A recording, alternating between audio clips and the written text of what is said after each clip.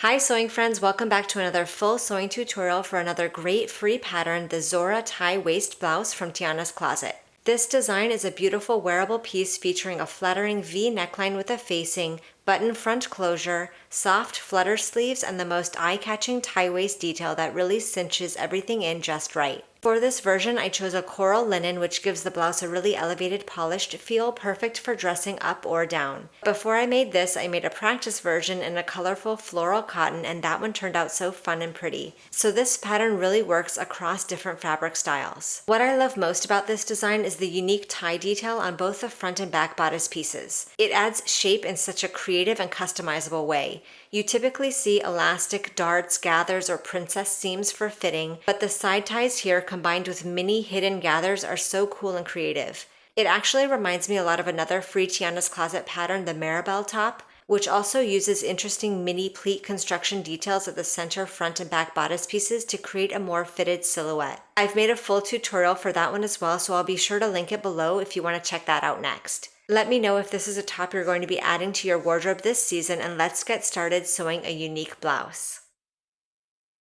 Here is one of my tie pieces. We're going to start by folding it in half lengthwise, wrong sides together, and giving that a press.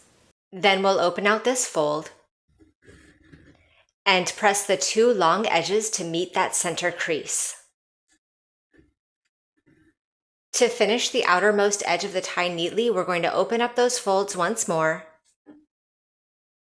and fold that short edge to the wrong side by 3/8 of an inch. Give that a press, then refold the initial folds. And we'll fold this tie piece in half once more, wrong sides together along the initial center crease. Edge stitch the open folded edge of the tie from one end to the other.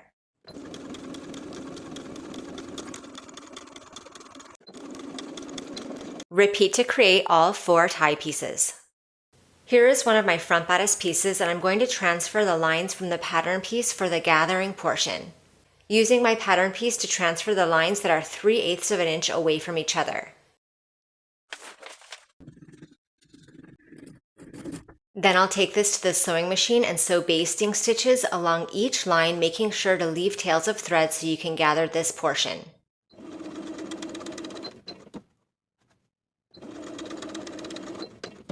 Starting at one end, I'm going to pull both sets of top threads toward the other side so that this section becomes 2 inches long.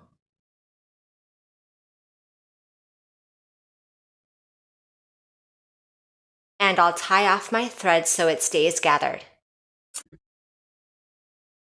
Now we can start attaching the ties. For the front bodice piece, place the unfinished edge of the tie on top of the gathering stitches to the end of the stitches closest to the center front. You want that edge of the tie to cover those gathering stitches by 3/8 of an inch, pin in place. We're going to sew vertically along the edge of the tie with a 3/8 inch seam allowance.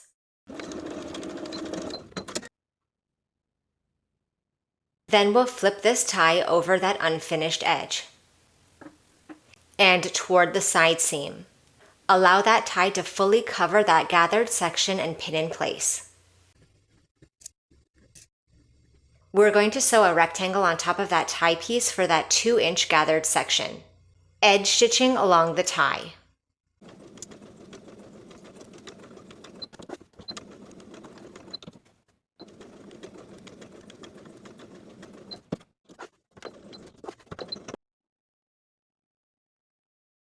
Repeat to create and attach the ties for both front bodice pieces. And you'll also repeat for the back bodice piece. So here's the right side of my back bodice piece. I've gone ahead and transferred my lines from the pattern piece and gathered those sections. I'll pin the unfinished edge of the ties to the gathered sections in the same way as we did for the front bodice pieces, placing it on top of the edge of the gathers that are closest to the center back.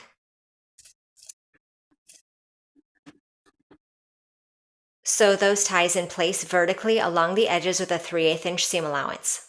Now that those ties are secured along their unfinished edges, we'll flip the ties over the gathered portion so that they're oriented toward the side seams. And pin as far as the gathered sections. Edge stitch a rectangle on top of the ties for that 2-inch portion, just as you did for the front bodice pieces. Here are the shoulder edges of my front bodice pieces. I'm going to sew gathering stitches from one side to the other within the seam allowance.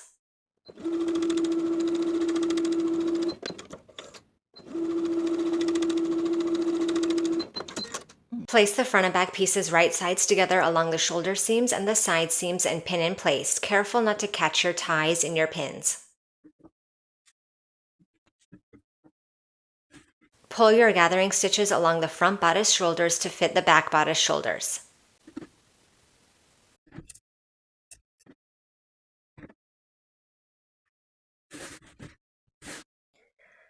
Sew the side seams and the shoulder seams with a 3/8 inch seam allowance. Finish the raw edges and press toward the back.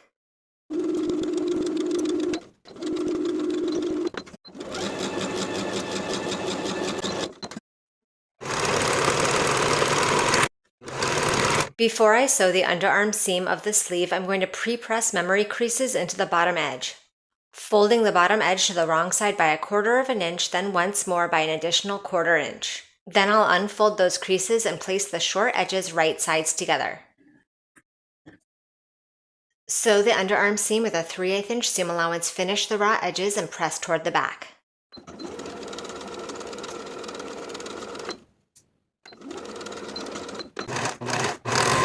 Refold your hem creases back into place and edge stitch along that upper inner fold all the way around to complete the hem.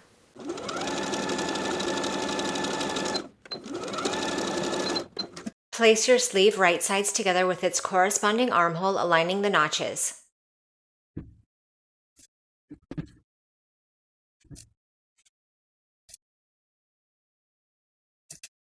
Once you've pinned at the notches, you can ease the remainder of the sleeve into place. The sleeve will feel a little bit bigger than the armhole. Use a lot of pins if you need to.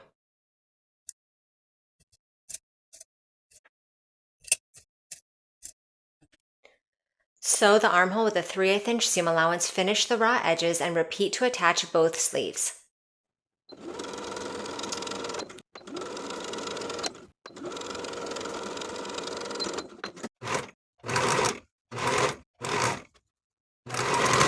Here are my facing pieces. I've gone ahead and added inner facing to the back of each piece. Now I'll place them right sides together at the shoulders. Sew each shoulder seam at 3/8 inch and press the seams open. For the inner edges, I'm going to finish the raw edges. From the bottom of the facing, around the back neckline, to the opposite bottom edge of the facing. Now I'll place the facing right sides together with the neckline and center front.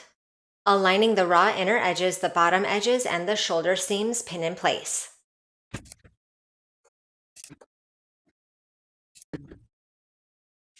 Now that my facing is pinned from the lower edges and around the neckline, I'm going to sew with a 3/8 inch seam allowance.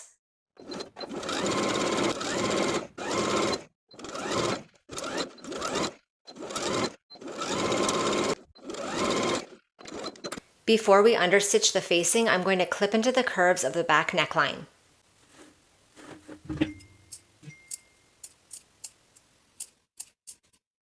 I'm also going to trim and clip into the subtle curve at the center front.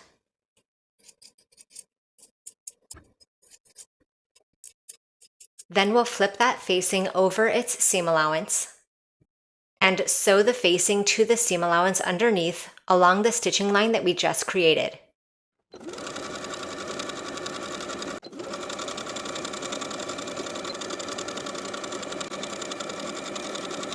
To give a nice finish to the inner edges along the bottoms of the facings, I'm going to fold the facing right sides together with the bottom edge of the fabric, folding it back along its main seam and pinning in place along the bottom. For both sides. Sew the facings in place along this bottom edge with a 1 inch seam allowance.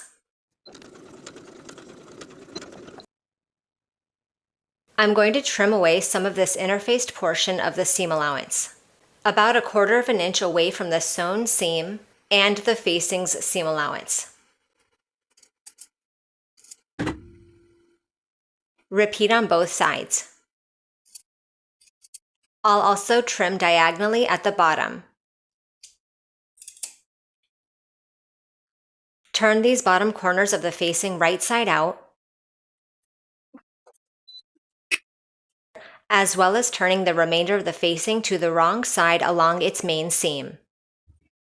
Give those center front and neckline edges a good press.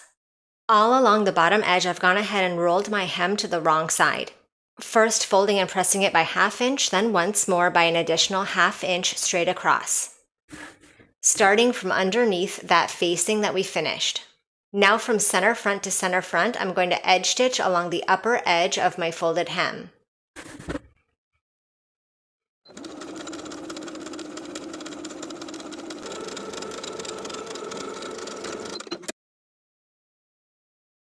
At this point, if you prefer to add some extra polish to your facing finish, you can sew that finished edge of the facing all the way around, sewing from the front of the garment. Since the buttons and buttonholes will be keeping that facing in place for me along the center front, I'm not going to top stitch all the way around. As for the neckline facing, to keep it to the inside at the neckline, I top stitched along the seam, aligning the shoulder seam of both the facing and the outer garment, then stitching in the ditch for the width of the facing from the outside. On both sides. Choose which side of the center front you'd like to sew your buttonholes into. Then mark a line from the bottom all the way to up to where the center front becomes the neckline, 5/8 of an inch away from that finished edge. And you can choose how many buttons you'd like to place down the center front. The first button will be about 3/8 to 1/2 of an inch below that top finished edge.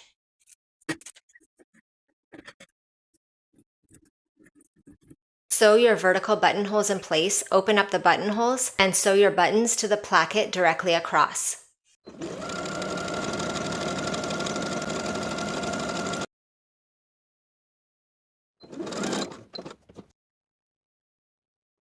Tie the side ties and your top is complete. Thank you for watching this sew along. Make sure you subscribe to the channel so you don't miss any future sewing tutorials, and I'll see you in the next video.